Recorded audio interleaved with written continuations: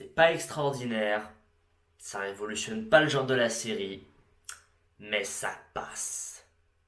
Bonjour à tous, bonjour à toutes chers amis, bienvenue dans cette nouvelle vidéo où nous allons parler de la série Netflix 1992, entièrement produite, écrite et réalisée par Alex de la Iglesia. On va présenter un peu le réalisateur juste après.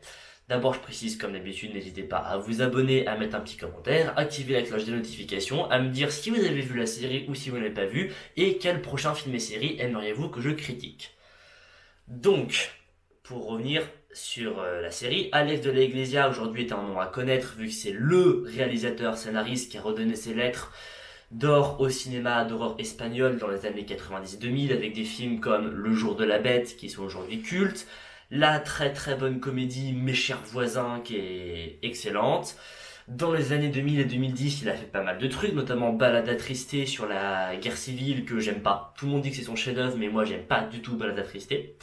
Il a fait pour moi la meilleure comédie féministe au monde, à savoir Les Sorcières de Zugarramurdi. Si vous ne l'avez pas vu, arrêtez la vidéo et allez voir ce putain de film parce qu'il est génial. Et ça fait depuis quelques temps qu'il est un peu entre deux eaux à l'est de la Iglesia.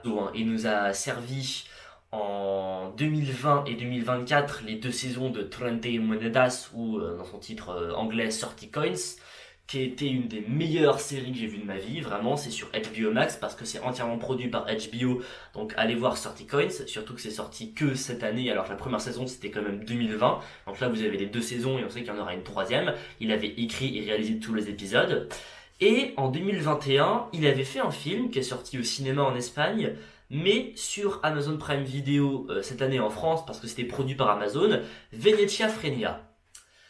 Et je veux bien dire que j'ai adoré Trente Monedas, qui était vraiment une des meilleures séries que j'ai vues. Venetia Frenia, j'étais mitigé. Parce que à la fois c'était très bien réalisé, très joli à regarder et avec un bon concept, mais c'était chiant, c'était pas sanglant. Alors qu'Alex de la Iglesia, sa marque de fabrique, c'est que c'est toujours très sanglant. Les acteurs jouaient comme des patates. Donc vraiment, Venetia Frenia en termes de film, ça volait pas haut. Si vous voulez le voir, c'est sur Amazon Prime, mais vous attendez pas à de la grande qualité. Mais c'est quand même meilleur que Balada Triste. Voilà, je place Venetia Frenia un petit peu au-dessus de Balada Triste. Hein. Je suis désolé les puristes. Et donc là, quand il y a un an, j'ai appris que Alex de la Iglesia allait commencer son voyage avec Netflix, hein, comme beaucoup d'autres réalisateurs qui ont fait des trucs Netflix, je me suis dit, ok, sachant que Netflix est la plateforme de streaming qui donne le plus de liberté artistique à ses réalisateurs, je me suis dit, on va avoir un truc sûrement très drôle, très sanglant, parce que comme vous ne le savez pas, Alex de la Iglesia, c'est le roi de la comédie noire, hein, qui a beaucoup d'humour, mais de l'humour trash, pour un résultat assez décevant. On va y venir. Le résumé. Donc nous sommes en 2022 en Espagne à Séville. Une femme vient de perdre son mari dans un accident tragique, sauf qu'en fait c'est pas un accident et elle va se rendre compte que d'autres personnes vont mourir dans à peu près les mêmes circonstances, à savoir être brûlées au lance-flammes par un tueur qui veut tuer une série de personnes prédéfinies ayant tous un rapport avec l'exposition universelle de 1992 qui s'est passée à Séville. Donc un vrai événement historique. Elle va donc faire équipe avec un ex-policier alcoolique pour découvrir qui est le tueur et pourquoi il veut tuer ces personnes. Comment vous dire que c'est pas la série que j'ai préférée de l'année? Non, vraiment pas. Il y a 3 points positifs. Le premier point, c'est la mise en scène. Alex de la Iglesia, c'est un putain de bon réalisateur. Les mouvements de caméra sont hyper propres, t'arrives toujours à suivre l'action ou qu'importe où elle se passe. Même les retours dans le temps sont hyper bien gérés, il n'y a aucun souci avec ça. C'est de la très très bonne mise en scène, c'est de la mise en scène cinématographique. Parce que vous savez que maintenant, surtout avec Netflix et Apple TV, c'est un phénomène. Il y a beaucoup de séries qui sont réalisées comme des œuvres de cinéma. Hein. J'en ai pour exemple Sévrance, réalisée par Ben Stiller sur Apple TV, ou encore la très bonne série Sous About to Die sur Amazon Prime Video, réalisée par Roland Emmerich. On assiste vraiment à un développement de séries où les épisodes ne sont plus réalisés un peu à la va-vite et de manière classique pour la télévision, mais sont vraiment des œuvres de cinéma. Et d'où déjà, premier truc, comme à peu près toutes les séries des plateformes de streaming, c'est réalisé avec le format cinémascope. Donc vous savez, pour ceux qui ne savent pas, le cinémascope, c'est le format du cinéma, à savoir avec C'est-à-dire que le cadre il est allongé avec les deux bandes noires au-dessus et en dessous. Voilà, c'est le format du cinéma, c'est le cinémascope, donc toutes les séries sont à peu près tournées comme ça, contrairement à l'époque où les séries étaient filmées pour que ça prenne toute la télé, donc le ratio 1.85. Donc, concernant les mouvements de caméra, la mise en scène, c'est comme du cinéma, c'est-à-dire que c'est vraiment très bien réalisé, on a droit vraiment à des travelling, c'est tourné quasiment tout le temps en grand angle, donc avec les bords un petit peu arrondis comme beaucoup de films de cinéma. Alex de la Iglesia qui fait beaucoup de caméra à l'épaule, on s'y perd jamais. Il y a beaucoup de réalisateurs qui font de la caméra à l'épaule et souvent on s'y perd quand ils font de la caméra à l'épaule parce que ça va un peu vite, c'est un peu flou. Hashtag les trois mousquetaires sortis l'année dernière qui sont vraiment pas très lisibles. Mais là c'est de la caméra à l'épaule propre, tu sais toujours où t'y retrouver, tu te perds jamais dans l'action, tu vois toujours où sont les personnages et ce qu'ils font. Alex de l'Iglesia ne nous perd jamais. On a une histoire simple. Alors le scénario, justement, c'est pas un point positif, mais je le dis, c'est qu'on a une histoire simple à suivre. Généralement, les histoires d'Alex de la Iglesia sont pas toujours simples à suivre. Hein. En témoigne Trente Monedas, qui parlait beaucoup à la fois de religion, de fantastique, d'horreur, d'humour noir. Bref, 30 Coins ou Trente Monedas, ça mélangeait beaucoup de choses. Là, 1992, on va d'un point A à un point B, ligne droite. On ne s'y perd jamais. On est sur une série qui est très facile à suivre.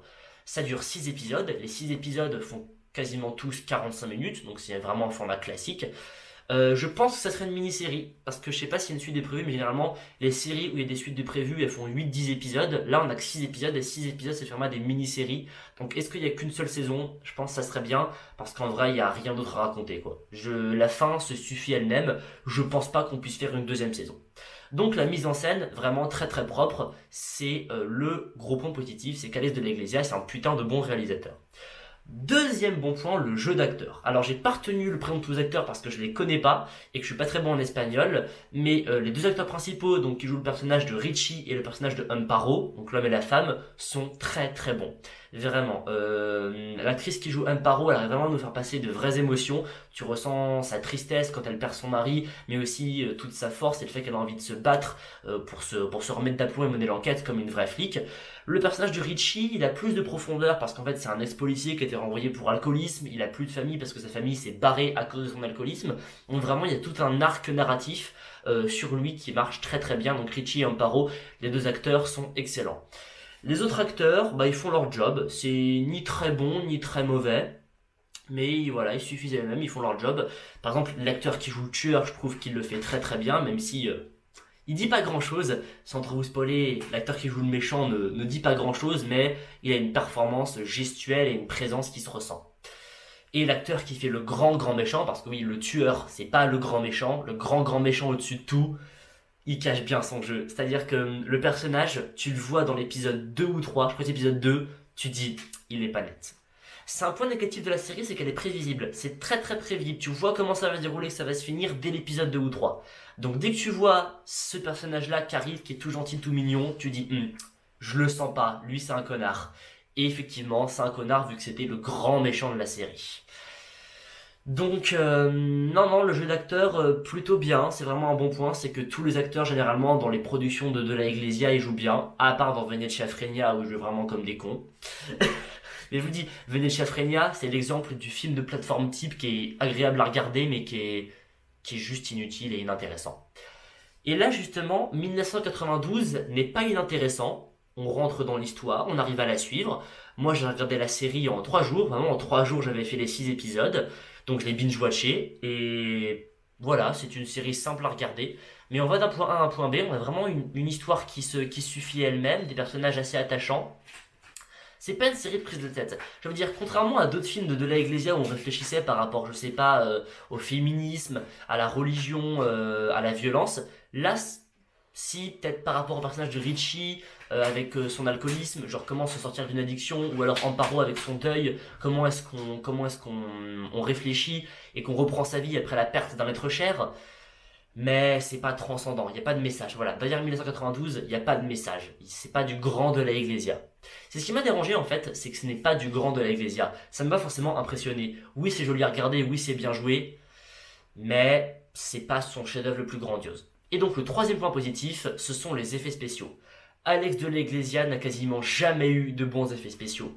Même dans 30 Coins qui était produit par HBO, qui est quand même la boîte qui a produit Game of Thrones, et ben les effets spéciaux étaient pourris. Je suis désolé, il y avait beaucoup d'effets spéciaux numériques dans Trente Monedas, mais ils étaient à chier.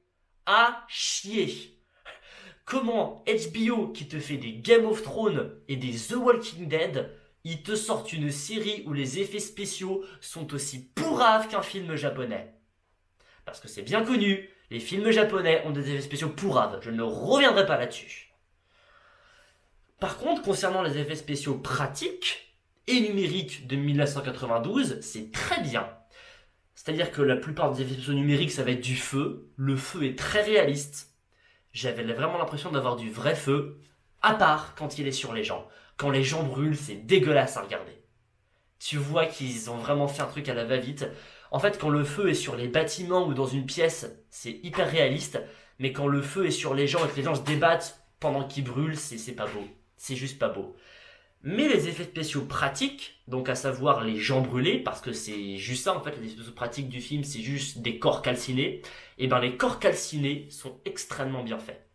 Je dois le dire qu'en termes de décor et d'effets spéciaux de corps calcinés, c'est hyper bien fait. T'as vraiment l'impression d'avoir des cadavres en fumée devant toi, des trucs avec des bouts de chair, des bouts de peau un peu partout. C'est vraiment, les corps calcinés me donnaient des frissons tellement ils étaient très réalistes et très bien faits. D'ailleurs, sans vous spoiler, mais je pense que vous l'avez vu dans la bande-annonce, si vous avez regardé la bande-annonce, le méchant est un homme avec la face brûlée. Enfin, tout le corps brûlé d'ailleurs. Et ça rend très bien. Le maquillage du mec brûlé rend extrêmement bien. Tu dirais vraiment que l'acteur est comme ça. Alors l'acteur est pas comme ça, hein, mais tu dirais vraiment que l'acteur est comme ça, qu'il a vraiment la face et le corps brûlé tellement c'est réaliste. Donc voilà, les décors sont très bien, ils réutilisent le vrai site de l'exposition universelle de Séville de 1992, qui est aujourd'hui un truc en ruine, complètement dégueulasse et détruit, mais qui est encore présent aujourd'hui. Tu vois qu'ils ont allé sur le vrai site, qu'ils ont vraiment tourné là-bas. Voilà, c'est un truc de l'Eglésia, il aime bien tourner dans les vrais décors. Par exemple, pour son film Venezia Frenia qui se passait pendant le carnaval de Venise, il est vraiment allé tourner à Venise pendant le carnaval de Venise. Quand il a fait le film Les sorcières de Zugarramurdi, il est vraiment allé tourner dans Zugarramurdi et dans des grottes troglodytes aux alentours. De l'Eglésia, il aime les décors réels. Et là, on a des bons décors réels. Donc vraiment, en fait, ce sont les 3 seuls points positifs de la série. On a une très bonne réalisation, un très bon jeu d'acteurs et des très bons effets pratiques et décors. Mais niveau scénario, c'est pas ça. L'histoire est beaucoup trop simple, il n'y a pas de message, c'est pas assez recherché. Et c'est une série Netflix basique. Je pensais qu'on avait quand même atteint un niveau où les plateformes de streaming pouvaient nous faire des très très bonnes séries un peu originales. En témoignent Sévrance et Sous About to Die. Mais je dois dire qu'à part la mise en scène, il n'y a rien d'original dans 1992. Il y a rien qui transcende, il n'y a pas de message, ça apporte rien de nouveau. Alors oui, c'est réalisé comme un film de cinéma, mais bon, maintenant on a l'habitude de voir ça. Donc oui, c'est de la très bonne série, très bien faite. Mais je m'en souviendrai pas dans 2 semaines, quoi. C'est vraiment, je suis désolé, Madame Swodo, ma professeure principale de terminale, vous êtes fan de l'Eglésia, on en a parlé pendant des heures en terminale. Ça va peut-être pas vous plaire parce que je pense que c'est ce que de l'Eglésia il a fait de moins bon depuis pas mal de temps. Trente Monedas sur T-Coins, c'était génial. Même Venezia Frenia, je veux bien le défendre un peu, mais 1992 ne transcende pas. Il n'y a pas de message, c'est pas forcément utile. Vous savez, il y a une différence entre un film nul, une grosse bouse, et un film inutile. Une grosse bouse, Les Animaux Fantastiques 3. Les Animaux Fantastiques 3, c'est moche, c'est lent, il n'y a pas d'action, les acteurs jouent mal, il n'y a rien à regarder. D'ailleurs, pour ceux qui ne savent pas, ils ont annulé la franchise. L'acteur Eddie Rayman, qui joue Norbert Dragono, du coup, a dit c'est bon, le studio a annulé, il n'y aura pas de 4, et on a terminé avec le vétérinaire autiste et ses créatures à la con. Parce que c'était ça, les animaux fantastiques. C'était le magizoologiste autiste et ses créatures qui foutent le bordel. Je peux pas le dire autrement. Alors je me moque pas, hein, parce que je suis autiste et J.K. Rowling qui a écrit des Harry Potter a confirmé que Norbert Dragono était autiste, hein, c'est pour ça que l'acteur joue comme ça. Voilà. Donc je suis content un peu que ça s'arrête parce que le 3 c'était la décadence, c'était vraiment nul. Voilà, vous prenez les Animaux Fantastiques 3, c'est inintéressant, c'est inutile, c'est nul, il y a rien de bon. Mais vous prenez un film qui est pas utile mais qui est intéressant. Et ben Tarzan de 2016. Le live action de Tarzan avec Margot Robbie qui jouait Jane, vous vous souvenez? C'était la même année où Margot Robbie s'est fait connaître parce qu'elle a joué et Jane dans Tarzan et Harley Quinn dans Suicide Squad en 2016. Et ben, Le Tarzan 2016, il est beau à regarder, il est intéressant. Non, ouais, il est beau à regarder, il est intéressant, mais il est inutile. Il n'apporte rien de la légende de Tarzan, il ne sert à rien. Il est joli, mais il ne sert à rien. Et bien là, c'est pareil avec 1992. C'est joli à regarder parce que c'est très bien réalisé et que c'est très bien joué, mais ça ne sert à rien. Donc voilà, je suis déçu parce que Netflix promue une liberté totale aux scénaristes et aux réalisateurs. Il y a des très très bons films Netflix et des très très bonnes séries Netflix, mais 1992, c'est juste joli. Donc voilà, je suis désolé pour tout le monde et pour Madame Suedo, d'autant plus que les productions de la Iglesia sont rares en France. Hein. Trente et Monedas, la première saison c'était 2020, la deuxième 2023 et ça arrivait qu'aujourd'hui, les deux saisons en 2024. Venezia Fregna n'est arrivé que en 2024 alors qu'il est sorti en 2021. Donc oui, voir du Delay et les DVD des films de la Iglesia sortis avant coûtent une blinde. C'est pour ça que j'ai vraiment beaucoup de chance d'avoir le DVD des Sorcières de Zugarramurdi. C'est un objet collector, je m'en séparerai pas. Donc voilà. De l'Eglésia, il fait toujours du bon boulot parce que c'est toujours très agréable à regarder et on s'ennuie pas, mais c'est pas intéressant et c'est pas extraordinaire et c'est pas ce qui nous a fait le mieux. Donc là, je vois pas en quoi c'est révolutionnaire parce que Netflix qui promet une liberté totale artistique à 100% au réalisateur, bah je vois pas où elle est. Je vois pas en quoi de l'Eglésia profiter du budget de Netflix et de la liberté de Netflix parce que je vais vous dire un truc bâtard, mais il pourrait y avoir ça sur Canal+, ça serait pareil. Et pourtant, Canal+, il y a des bonnes séries, hein, mais c'est pas toujours de la très bonne qualité. Ça pourrait être une série Canal+, française, ça serait pareil. Donc voilà. 1992 d'Alex de la Iglesia ne m'a pas forcément déçu, mais moi qui l'attendais beaucoup, beaucoup, avec beaucoup d'impatience, j'ai pas été ravi. J'ai pas été satisfait. C'est joli, mais sans plus. Ah, dernier petit point avant de vous quitter, c'était pas gore. Alex de la Iglesia, il fait dans le sanglant et dans le gore. Trente Monedas c'était assez sanglant. Mais Venezia Fregna était pas du tout sanglant. Vraiment pas du tout gore. Et là c'est pareil. 1992, on est au même niveau que Venezia Fregna. C'est pas sanglant, c'est pas gore. À la limite, t'as un pieu enfoncé dans la jambe de quelqu'un, mais c'est tout. Voilà, c'était tout pour mon avis sur 1992 d'Alex de la Iglesia. Donc je sais pas ce que ça va donner la suite, je sais pas dans quoi il va aller. Ça serait bien qu'il revienne à la comédie noire et l'humour noir parce que oui, je l'ai pas dit, mais 1992 n'est pas drôle, tu ne rigoles pas. C'est du thriller, voilà, c'est du thriller policier. Et c'est même pas forcément l'horreur, ça fait pas peur, ça impressionne pas. Je sais même pas trop dans quoi il a voulu jouer en fait, voilà. Ça mélange des styles, enfin ça essaye.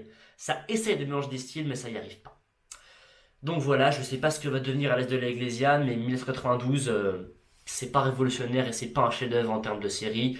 Mais si vous avez un week-end où vous savez pas quoi regarder, allez-y et regardez en VO parce que la VO espagnole est toujours mieux que la VF. Surtout que généralement les films de la Iglesia, bon généralement ils sont bien doublés, mais j'ai essayé un peu la VF, c'est pas super.